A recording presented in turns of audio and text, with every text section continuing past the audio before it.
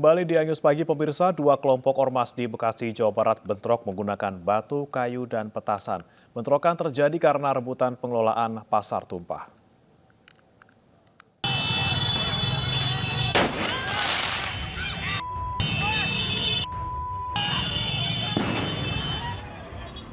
Dua kubu ormas yaitu GMPI dan GMBI terlibat bentrok di Jalan RM Marta Dinata, Cikarang Utara, Kabupaten Bekasi, Jawa Barat, Rabu malam. Bentrokan terjadi akibat rebutan pengelolaan lahan pasar tumpah yang berada di area tersebut. Kedua kubu saling serang menggunakan kayu dan petasan.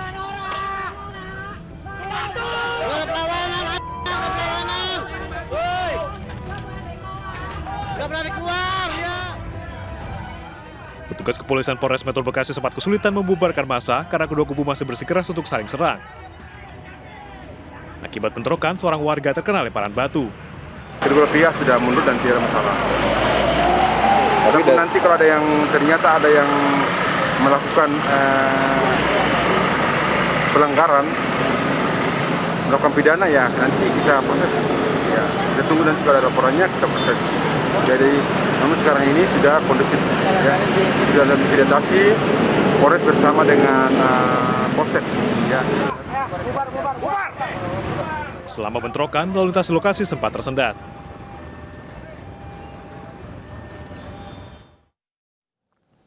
Polres Jakarta Barat menangkap 3 pencuri rumah kosong di Tanjung Duren, Jakarta, di Bekasi dan juga Lampung. Barang curian bernilai 5 miliar rupiah digunakan kawanan pelaku untuk membeli rumah, mobil, dan motor.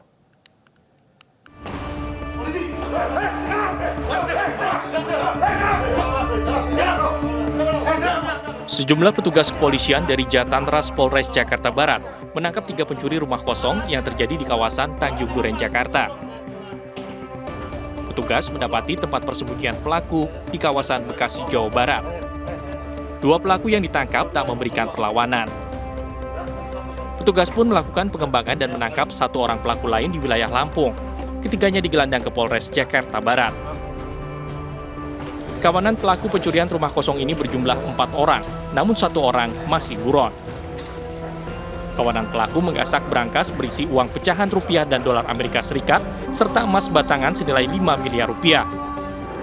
Hasil curian ini digunakan kawanan pelaku untuk membeli rumah, mobil, dan motor, serta telepon genggam.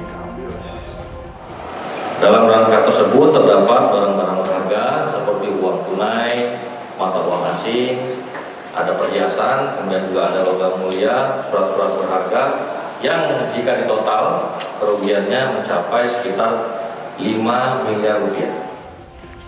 Ketiga pelaku terjerat pasal 363 KUHP tentang pencurian dengan hukuman maksimal 9 tahun penjara. Dari Jakarta, Miftahul Gani, iNews melaporkan. Seorang satpam apartemen di kawasan Cengkareng, Jakarta Barat melakukan pelecehan seksual terhadap seorang karyawati. Tindakan pencabulan juga dilakukan seorang anggota DPR berinisial DK.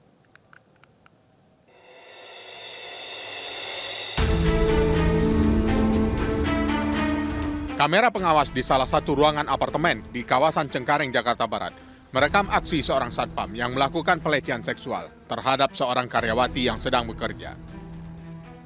Polisi masih mendalami kasus pelecehan seksual tersebut karena pelaku masih dalam pengejaran. Perasaan suka itu membuat pelaku berusaha mencari kesempatan untuk bisa selalu ngobrol, berdekatan dengan korban, sehingga pada satu saat, yaitu pada hari tersebut, pelaku melakukan kekerasan seksual atau pelecehan seksual terhadap korban.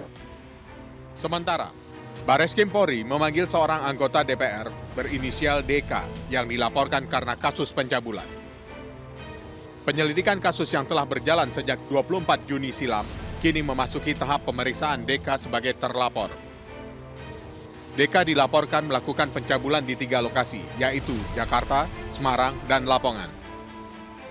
Mahkamah Kehormatan Dewan akan melakukan pengecekan secara formil terkait aduan tersebut.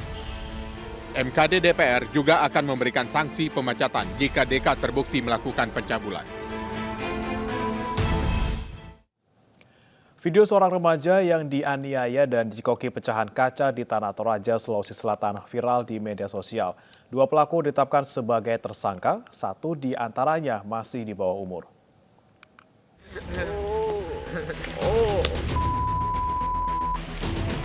Pengeroyokan terhadap remaja berusia 17 tahun terjadi di Lembang Leatung, Tanah Toraja, Sulawesi Selatan. Penganiayaan ini terbilang sadis. Selain dipukuli oleh 2 orang pelaku, korban juga dicekoki pecahan kaca hingga mulutnya terluka parah.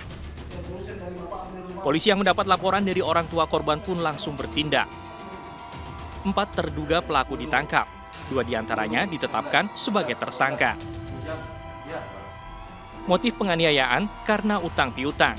Korban meminjam sejumlah uang kepada pelaku. Bukan adanya pecahan kaca, kemudian berdasarkan keterangan saksi-saksi, diketahuilah 2 orang pelaku ini, yang satu anak di bawah umur, masih umur 15 tahun, yang satu 19 tahun. Atas penganiayaan ini korban mengalami luka memar di bagian punggung dan kepala. Sementara mulut korban luka robek akibat pecahan kaca. Dari Tanah Toraja, Sulawesi Selatan, Jufri Tonapa, iNews melaporkan. Saksi korban pencabulan oleh MSA alias Mas Beki kerap mendapatkan intimidasi oleh simpatisan pelaku. LPSK memastikan korban mendapat perlindungan dan akan bersaksi di pengadilan.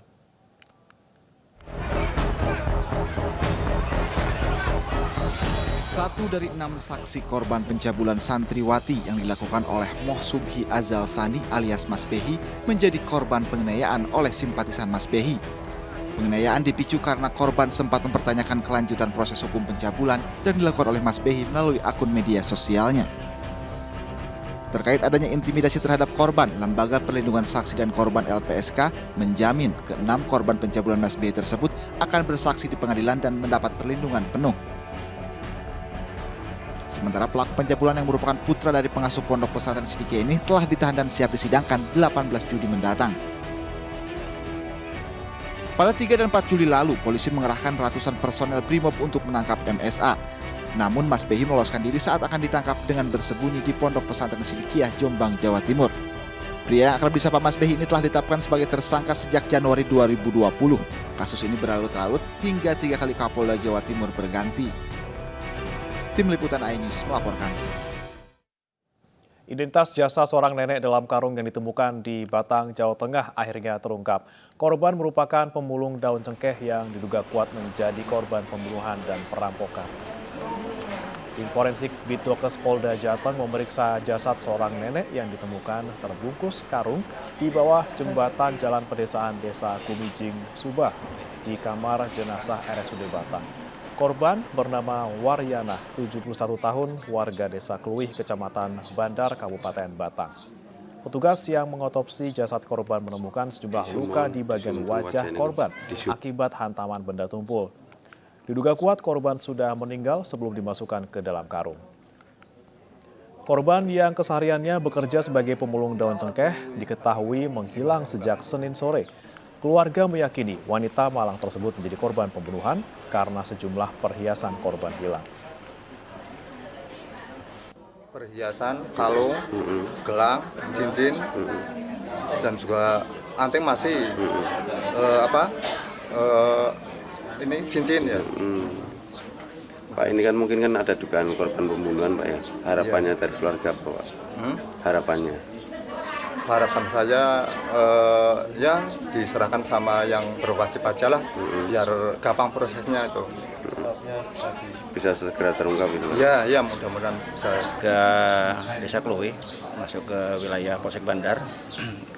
Itu kemarin kami mendapatkan keterangan laporan bahwa yang bersangkutan sudah dinyatakan hilang sekitar jam 17.00 WIB atau jam 5 sore. Dan kami sudah langsung mengambil langkah-langkah di hari kedua karena pelaporan 1 kali 24 jam. Di hari Selasa dan Rabu kami sudah melaksanakan giat pencarian baik dari tim BPBD maupun dari tim SAR yang ada di tingkat kecamatan. Aksi heroik emak-emak super menarik sebuah bus yang terjebak lumpur viral di media sosial. Tak hanya mereka, bahkan petugas kepolisian pengamanan pemilihan desa pun pernah terjebak di jalanan ini.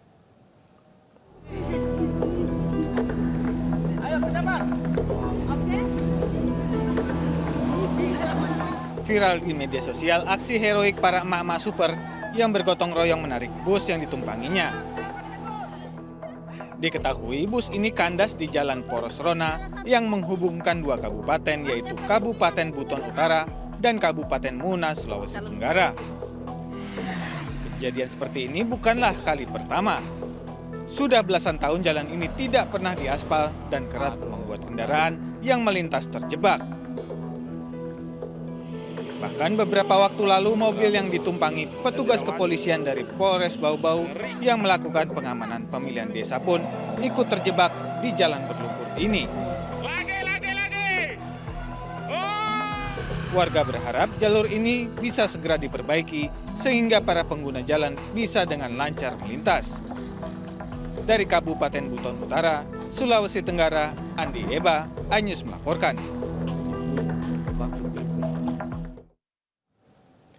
Kementerian Koordinator Bidang Perekonomian bersama Bank Indonesia dan lembaga lainnya meluncurkan Gerakan Sinergi Nasional Ekonomi dan Keuangan Digital. Gerakan ini diluncurkan dalam Festival Ekonomi Keuangan Digital Indonesia atau FEKDI 2022 di Bali yang merupakan side event dalam rangkaian G20 Finance Track.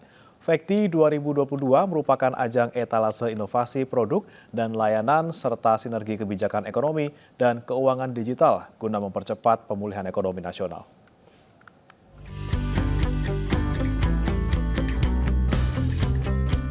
Festival Ekonomi Keuangan Digital FEKDI 2022 digelar di Nusa Dua, Bali. FEKDI menjadi ajang etalasi inovasi produk dan layanan serta sinergi kebijakan ekonomi dan keuangan digital. Mengangkat tema Advancing Digital Economy and Finance Synergistic and Inclusive Ecosystem for Accelerated Recovery, ajang ini dibuka langsung Menko Perekonomian Erlangga Hartarto bekerjasama dengan Bank Indonesia yang bersinergi dengan lembaga lain. Sinergi ini diperkuat dengan komitmen bersama melalui peluncuran Gerakan Sinergi Nasional Ekonomi dan Keuangan Digital. Potensi ekonomi dan keuangan digital memiliki prospek cerah untuk dioptimalkan menjadi sumber pertumbuhan yang baru. Di tahun 2021, perdagangan digital mencapai 401 triliun, seiring dengan meningkatnya akseptasi dan preferensi belajar secara online atau daring, serta didukung oleh sistem pembayaran digital. Pemerintah saat ini tengah mengoptimalkan peluang digitalisasi melalui implementasi sinergi kebijakan ekonomi dan keuangan digital. Dari Badung, Bali, Wiradana, iNews melaporkan. Polda Metro Jaya menggeledah kantor BPN Kota Jakarta Selatan di kawasan Jagakarsa terkait kasus mafia tanah. Selengkapnya usai jeda.